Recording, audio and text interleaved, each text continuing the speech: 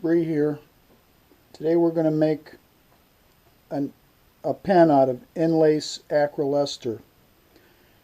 This is a peculiar material because it's very brittle.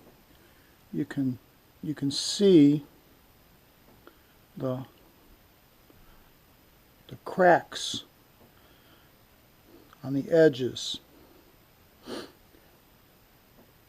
But one of the things about this material is it holds one of the highest solids loads of any material.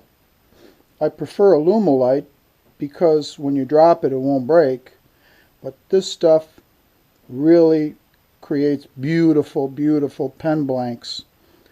But you have to be careful when you're making them. So as you notice, I took this blank and I've taped very, very tightly the bottom. And the reason is I don't want it to tear out. So I'm going to first of all take my little shim here and I'm going to make sure that I set my drill press so I don't drill down too far. And now I'm going to take that and put it in here. And then I'm going to take my blank. And by the way, what I do with this is I drop this down, put it like that, and that accurately centers it, and then I set these up so that I get a perfect center every time. So let's just lock it in. It doesn't need to be locked in real tight, you don't want to break it. So let's always do a test hole to make sure that you're in the center. And I usually do just a little bit more. And that's perfect, so we're good to go. Make sure that this is all clear. I like to use Colt parabolic drill bits because they evacuate the materials up. You'll see how it'll come up here. Just go slow. This material doesn't like heat. And don't actually hit the drill bit. It's not good for your hand.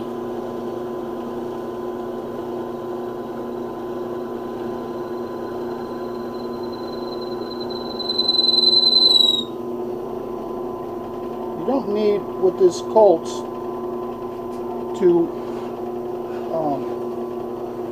just cleaning that out, to constantly evacuate because it does it by itself.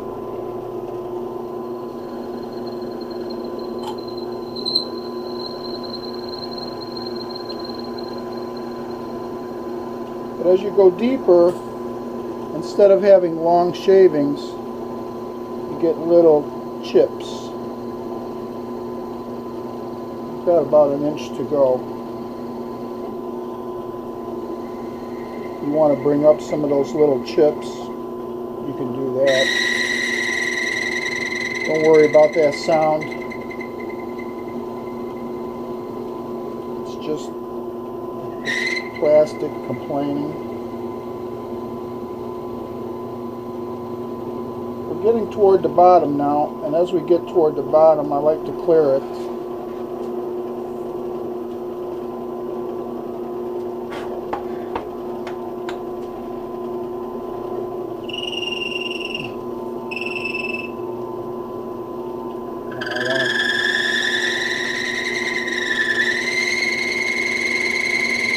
I want to go very slowly now.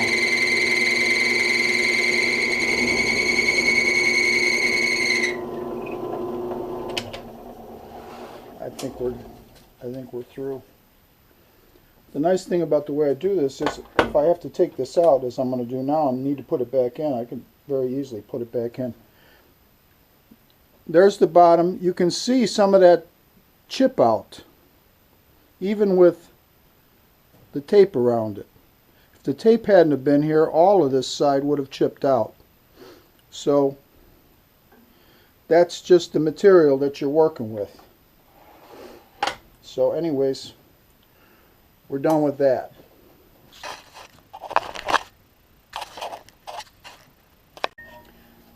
Okay, Now we're going to glue in the tube.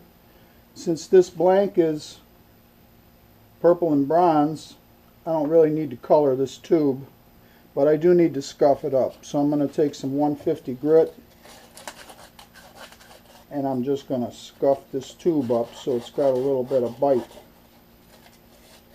Sometimes I use 80 grit. It doesn't matter because you're not going to be able to see it. That's one of the benefits of the high solid load of this stuff, is that you can't see the tube. It's very seldom. Now I have a little taper and put this on there. Set this aside. Now I'm going to take some CA glue thick.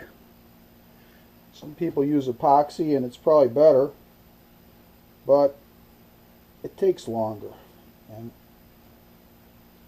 I'm in a hurry, so let's put some strips on there, close the bottle, and now I'm going to set this up here, because now I'm going to take this activator and I'm going to shoot it down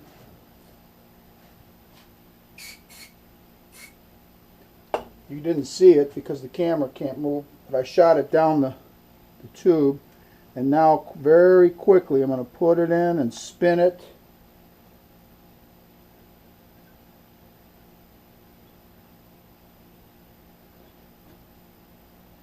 And get it in there.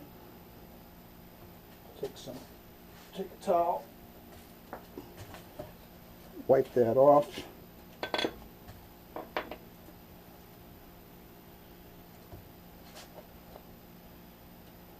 Shoot a little activator on the ends. The reason why I shot activator down the blank first before I put the tube in is because when you use wood, the moisture in the wood causes the CA glue to set up. There's no moisture whatsoever in this acrylic. So as a result, oftentimes it will only set at the ends where oxygen and moisture hit it, and then inside it'll be just like it's in the tube. And when you put force on it at the lathe, oftentimes it'll spin. And then you have to very, very carefully get your blank back into shape because you've already milled the ends. And you sometimes lose the blank. When you shoot activator down, the CA glue will cure all the way throughout, which is one reason why you don't need epoxy. Okay, so we'll go now to the milling operation. Let me go get the materials. I'll just keep the camera running.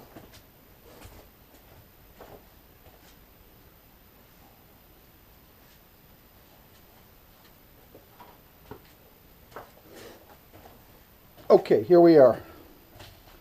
I'm going to move this camera slightly. I have a drill with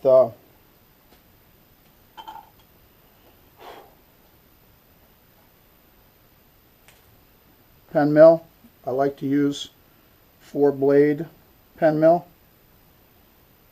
And I've got a pretty fair distance here. So I'll tell you what I'm going to do. I'm going to go trim a little bit of this on the band, so I'll be right back.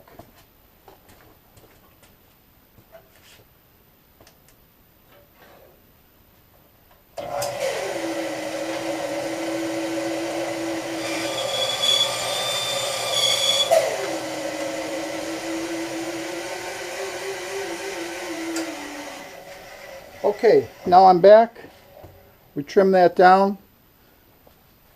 And now we'll put this in.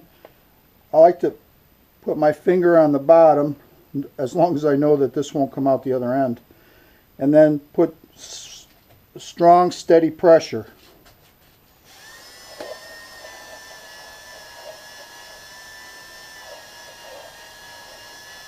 As long as I see chips coming off,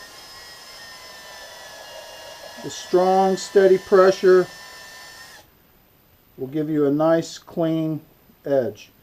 I still have a good ways to go, so I'm going to speed it up.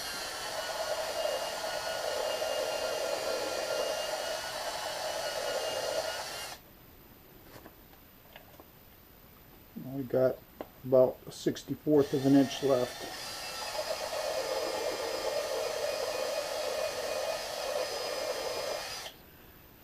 Almost there. In leatherworking, 1/64 of an inch is called an ounce. In case you didn't know.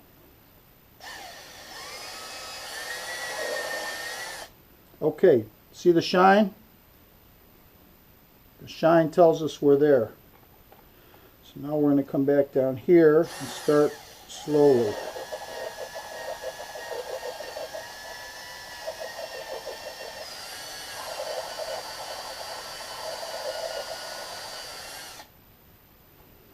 Pretty close.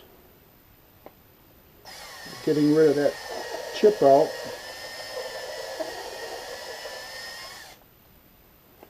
Almost there. I got a little bit less than an ounce. Just a little bit more. Sometimes you'll know you're there because it'll start to, it'll spin on the brass. It'll be easier to cut. I don't want to go too far. I want to go just a little more. There we go. That's that nice shine. Tells us we're where we want to be. So now we're going to load this up on the lathe and we're going to start turning this pen. Not wood turning, it's acrylic. Let me reposition the camera. I'm going to turn this off. Okay. Bree here. We're back at the lathe. I've got a mandrel on. I'm going to take this tape off since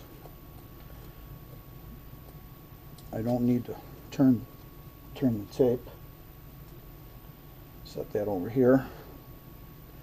Take this bushing off. Nestle it on the first bushing. Now on the second bushing, notice I'm using one of these pen turning live centers. It actually goes through, this goes through the center. The reason for using that is because now when I apply force to this assembly, if I had a live center with a point and put it in the point of the mandrel, and this does have a 60-degree taper point, if I put too much force, it'll cause the mandrel to bend, and then I won't get a true turning. I'll have an eccentric turning. When you do it this way, the force is all against here and there's no bend in the mandrel. So we're going to bring up a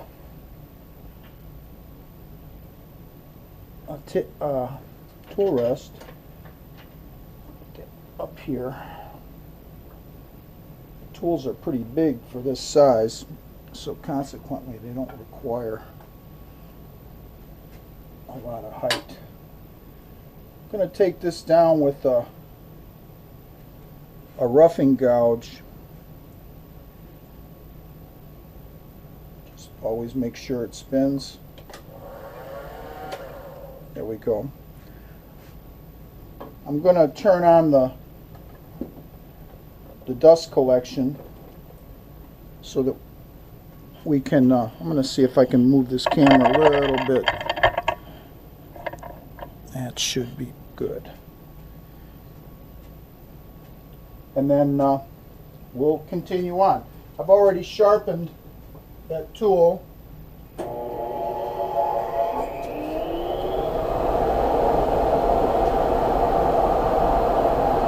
So here we go.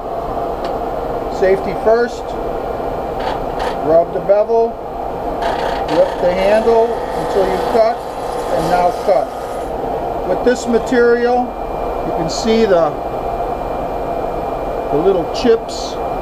It's only taking it off the edge, but even so, it's still very brittle. You don't want to take big cuts with this material.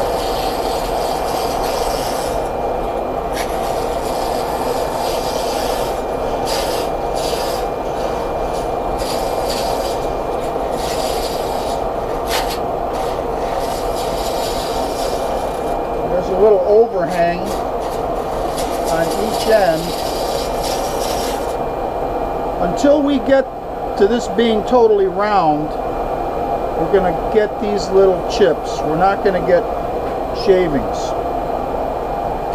And as you can see, it's not totally round yet. It's going to look nice. So let's just keep going until we get it down to round.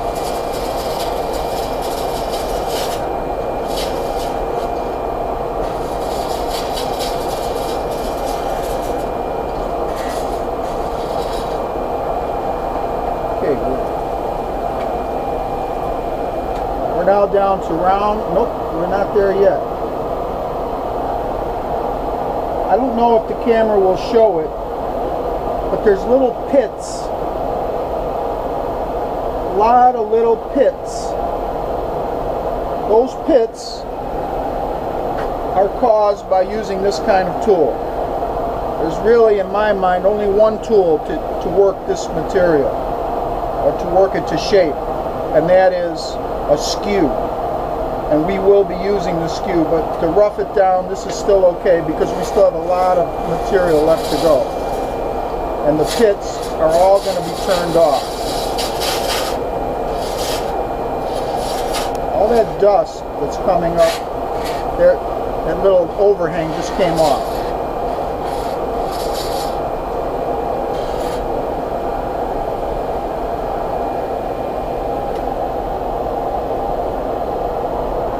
We're now down the round. We've got a lot of pits. Pits are not good, and so I don't want to go any further with that. And what we're going to use now is a skew. The skew is the best tool for this, and this has been recently sharpened, so it's good. I like to cut with the skew kind of high. I like to cut with it even higher. And I do kind of a planing cut. You can also come in and cut with it more like this. And there are reasons why that's a good thing to do too. But this gives me a lot of control. I can ride the bevel. The most important thing is riding the bevel. I can just ride along here, and I guide the skew with my fingers. I pull with my fingers because there's a very small distance here. I want control. So I'm going to be cutting with about this part right here of the skew. And I'm going to, in order to make the pen, a lot of people make their pens just straight across. It's totally boring. I'm going to taper both sides, so I'm going to be cutting in both directions, and that's a skill that you need to learn. So here we go. We're at maximum speed on this Delta 46460. We've got dust collection. I'm going to rub the bevel. There's no cutting, see it? And we lift the tool handle.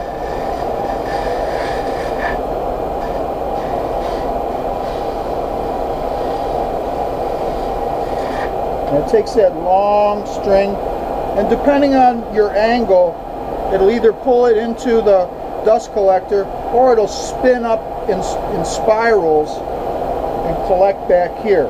Sometimes you can't see where you're going, but I'm cutting by feel.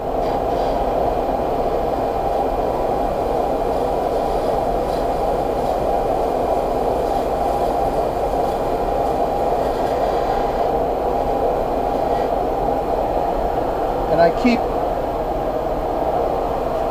this tool ready to clean off.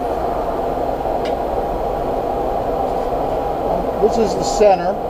This is halfway. I'm going to start here halfway. Start getting that bevel, that taper. As you can see now, there's the makings of a taper. I still have a long way to go, but I want to be able to ride straight down.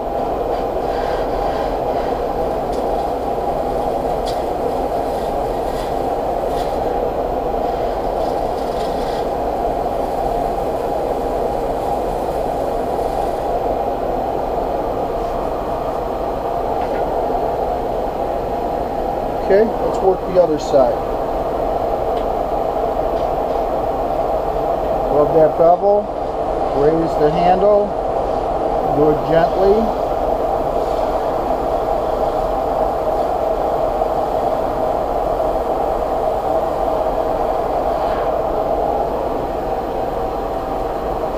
There we go. And halfway.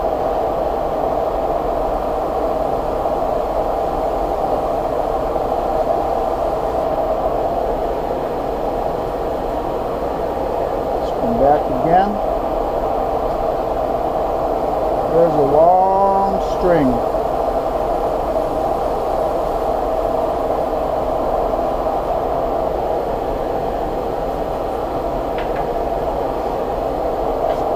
This is fat. We'll bring that down later.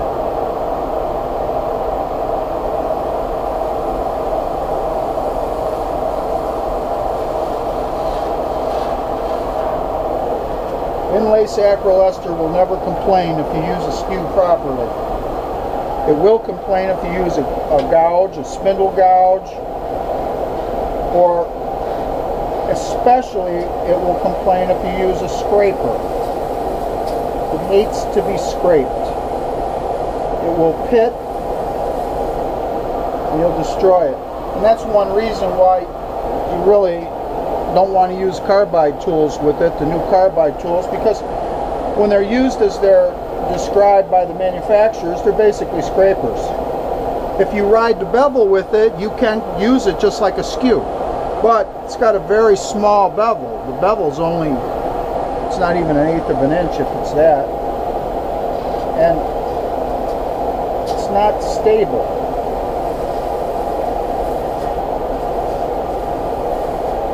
You can't make a mistake with this stuff. If you do, you're going to blow it up. Right now, we need just a little sharpening here. So let's turn the lathe up. I'll be right back. I'm going to sharpen this.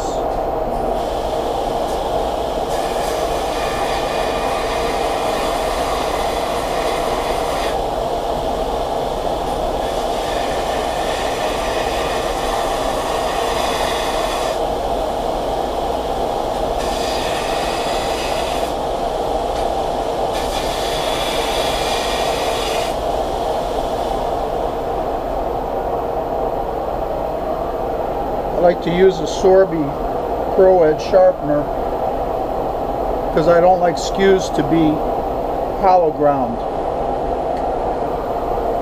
Okay, let's see.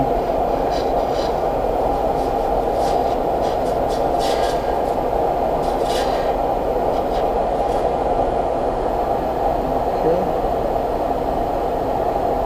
Taking the wire edge off from the sharpening. Come back on this side.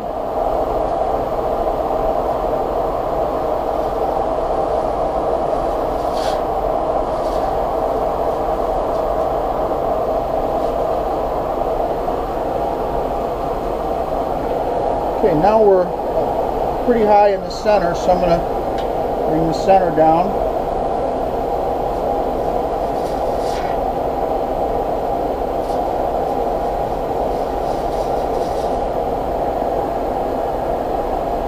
Kind of like a cigar in shape, but I know what shape I want it to be, and I'm going to bring that center down even a little bit more because that's not going to be the final width or the final diameter. So now I'm going to come back here and go back to work on the taper.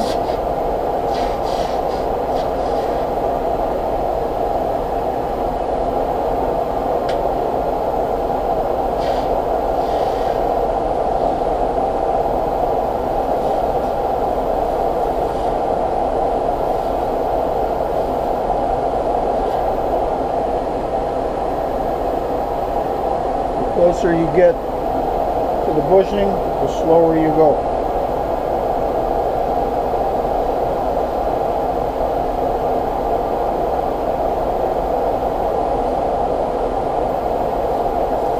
How does everybody feel?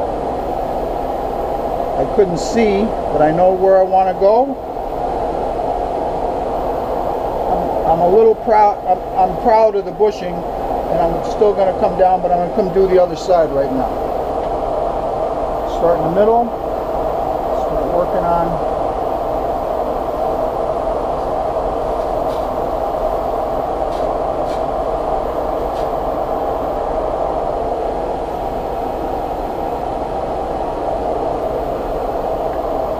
I want to increase the angle of the taper here just a little bit.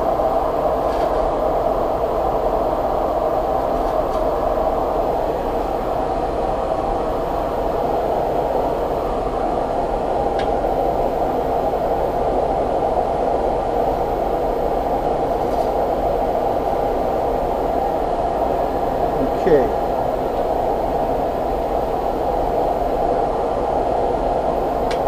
Bring this down.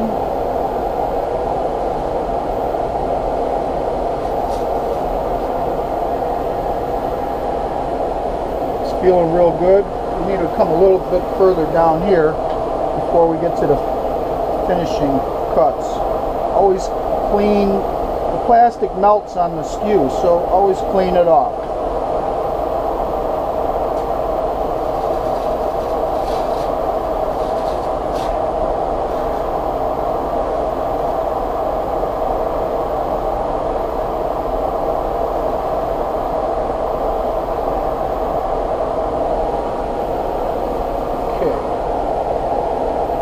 Down a little bit more on this side.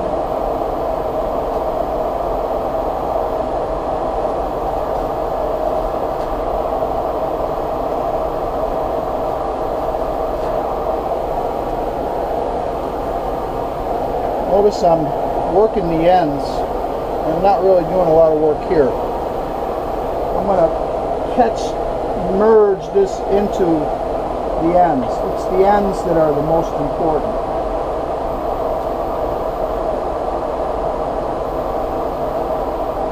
So I'm diving to the bushing. I'm still proud, maybe an ounce, a little bit less. But I like to get right down to the bushing. I don't want to rely on sandpaper to shape. I only want sandpaper to smooth, not shape.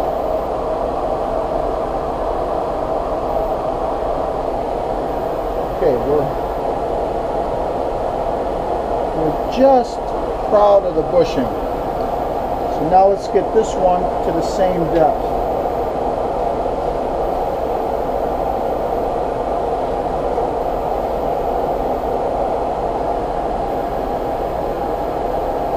This one's now at the same depth. Now I want to bring this down because it's too fat. So I'm going to come over here. I just went straight across, and I'm going to do it again.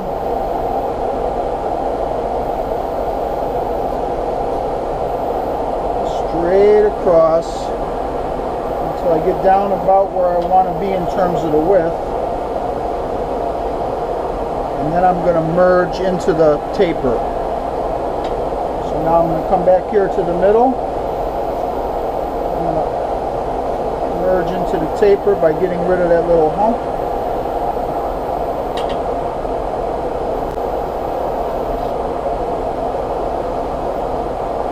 Notice I'm not going all the way to the end. The end's already done.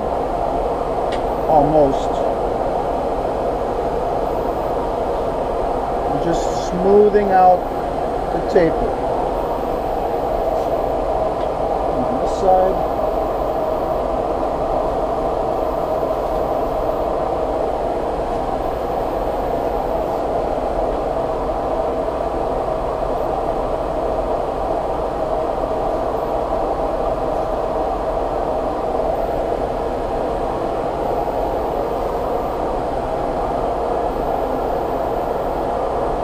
Okay, I just want to dive down a little bit tighter to the bushing.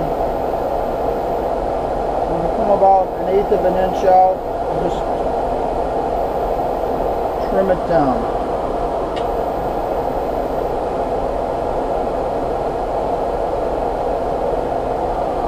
There we go.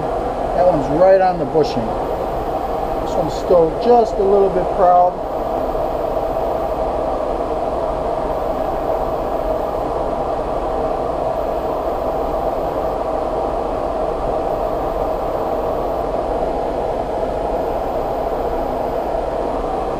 Beautiful.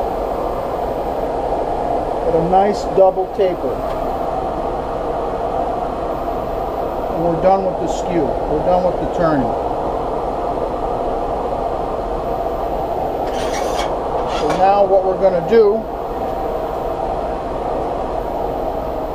is we can turn this off.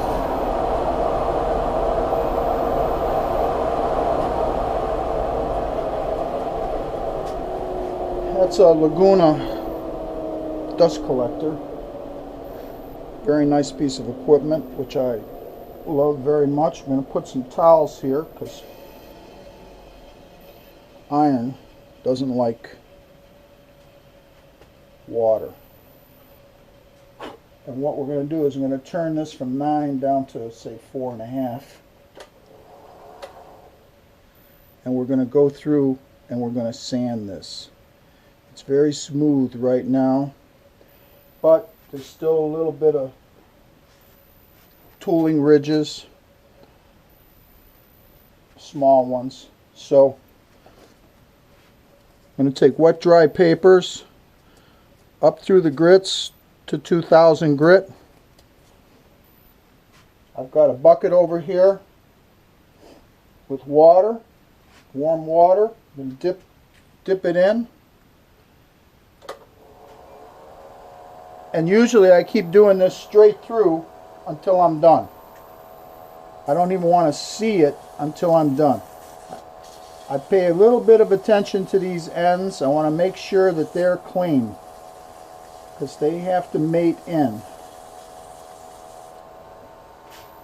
And then take my thumb and clean the spooge. You can see it's cutting. This mud, or spooge as I call it, it's the indication that you're cutting. All we want to do is smooth off the ridges. We've already shaped the piece. The piece needs no more shaping. It's in exactly the shape that we want it to be.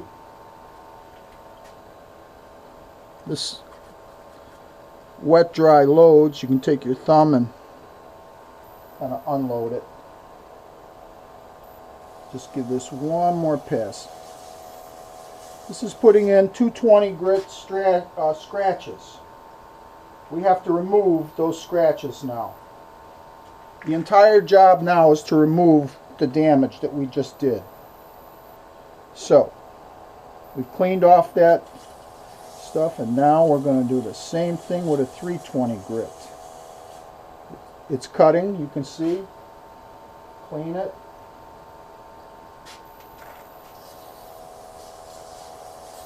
Just remove the 220 scratches. Don't use sandpaper to shape, because you'll never be happy with the result. All you want to do here is just get rid of the scratches and ridges. We're done with the 320. We'll go to a 400 grit. This is our Norton papers. They're pretty good quality papers.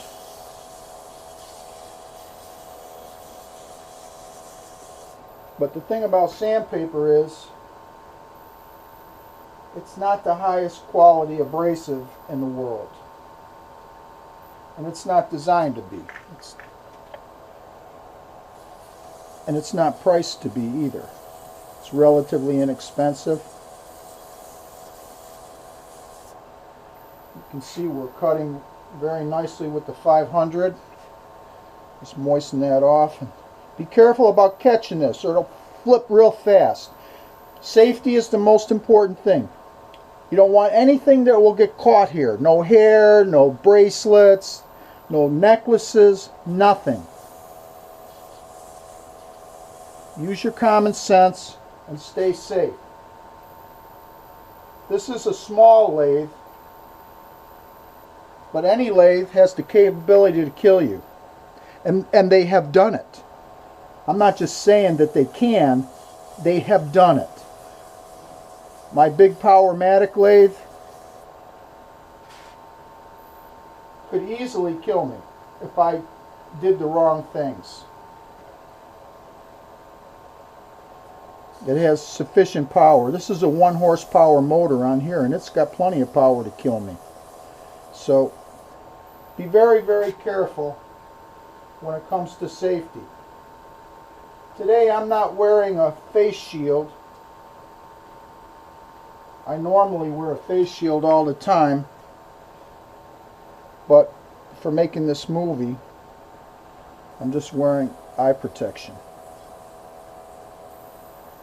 You wouldn't be able to hear me real well if I had my face shields on.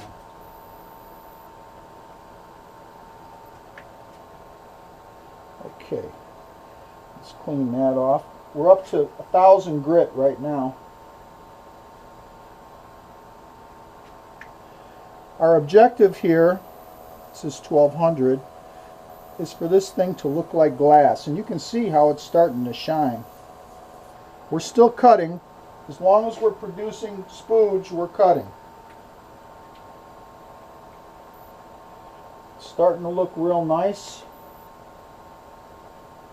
Now go up to a 1500 grit. See how it grabbed it? Pulled it around. Gotta be careful. Even when you're talking to a camera. Still plenty of cutting.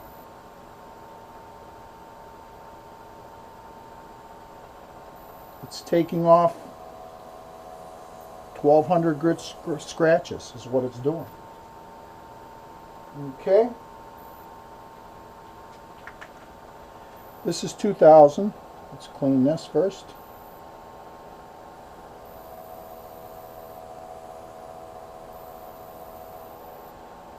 Nice cut. Nice cutting.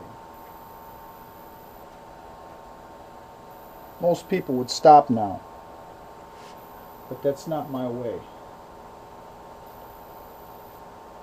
My way is to start over again.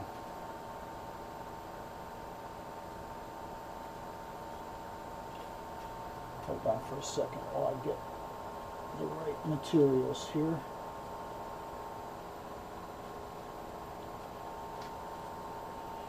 What we're going to do now is we're going to use micro mesh. These are all the grits, and I put dots so I can keep them in order. It's real easy to get them out of order, and then you might be taking a 400 grit and putting it on a 2000 grit. So the dots helps keep it. Why am I going to start over? This is about a 400 grit. We've gone up to 2000. So why would I start over? That doesn't seem to make sense. The reason is because the abrasive on these micro mesh is much finer and more uniform than the abrasive on the wet dry paper. And that's why these cost a lot more. So this basically got it ready for this. This is what's going to bring it up to that high polish that we want. It doesn't require very much. You can see it cut. It's cutting, but it's not designed to take off huge amounts of material. It's designed to smooth the material. So here we go. You can see the green is cutting. And that's really all you need. You don't need a whole lot on this.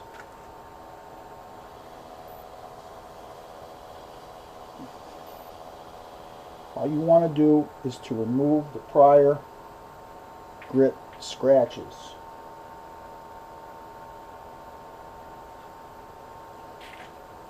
So here we go.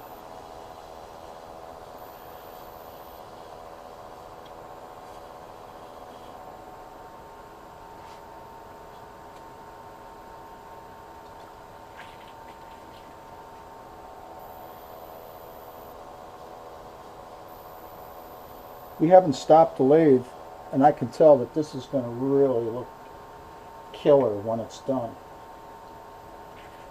Let's clean that off a little bit.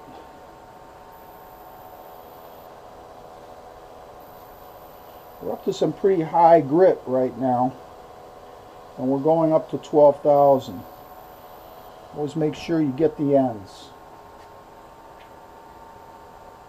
We're now at about a 4,000 grit. 4 or 6, I don't remember. But I mean, I can see that white line across there is the indicator. It's dead smooth, no breaks in the white line.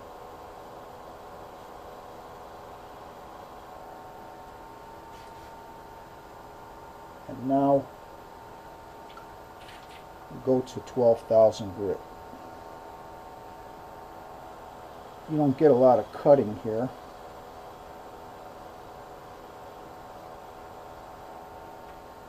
Okay, we're done with the micro mesh, but we're not done with our abrasives. We're going even higher. We're going to go to Meguiar's Scratch X Fine Scratch Polish. And I'm just going to put a tiny little bit on my finger. And I'm pressing in. My finger is doing the cutting. Now for this, I don't want this contaminated, so hold on, I'm going to get something.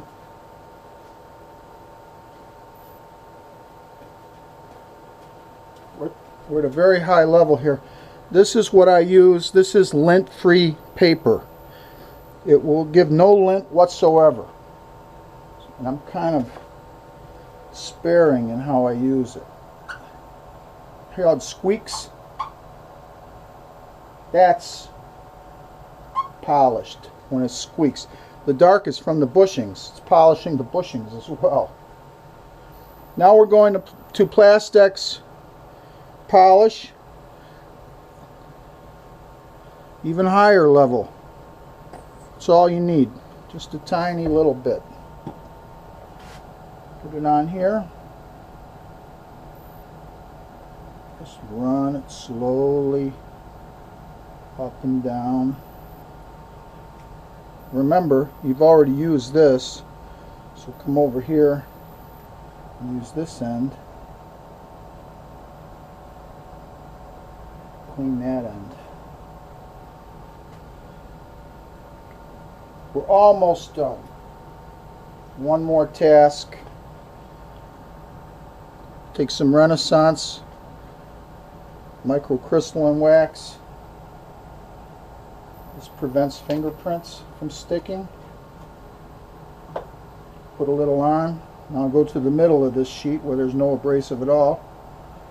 And put a little pressure on it to make sure that wax bonds in. Now, let's see the result. Wow. No pits. Absolutely beautiful. Look at that. Holy cow. And this is down in a basement shop. Wait till you see it in the sun. In the sunlight, it's gonna light up like a Christmas tree. Okay, we're not done. We simply have done the turning. By the way, this doesn't go to a buffer. When I have wood items, small items, pens and the like, I buff them on a bell buffer. But look at that.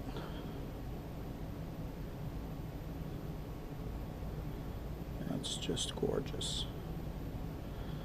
Now we've got to assemble it. So I'm going to shut this down, reposition the camera, and we'll get to assembly. Okay, I'm going to hand hold this camera now so that you can see what we've got. I like to use kits from Timber Bits in Australia. This is an Executive Sierra kit, and the quality is excellent. It's much better than the quality of some of the ones sold around here.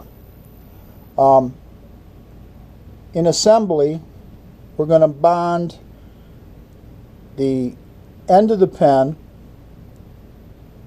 and then we're going to insert the transmission, get the cartridge into the transmission, and we're going to insert that in, and then we're going to put this into the nib, and we're going to be done. So we're going to put this on here, and for that we're going to use this arbor press.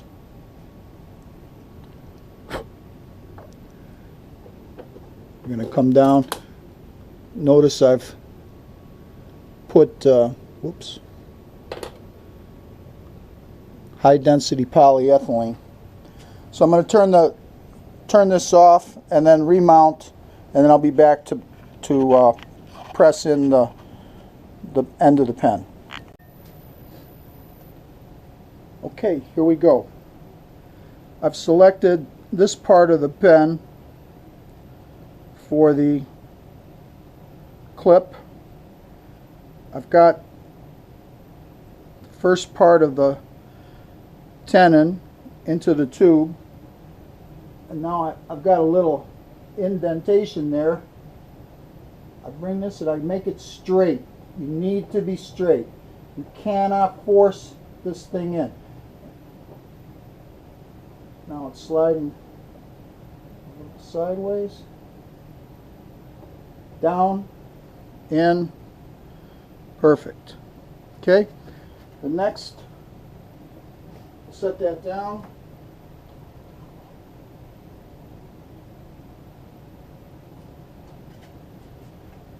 We're now going to screw, we're going to drop, you have to make sure you got the spring, drop the cartridge into the nib, it goes into the transmission, and now the transmission screws on. Give it a nice tight screw there.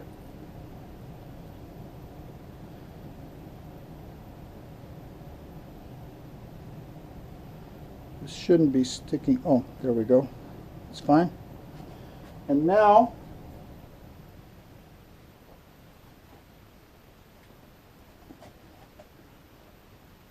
all you have to do is just take that,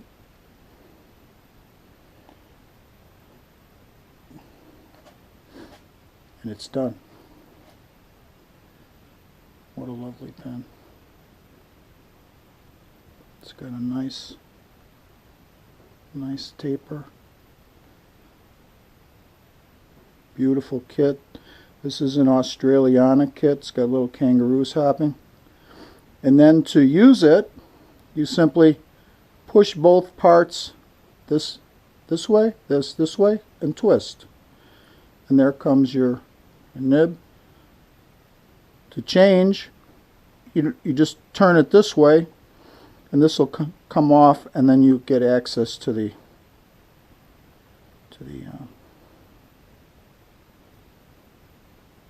very nice. Okay, that's the end of the video. Thank you.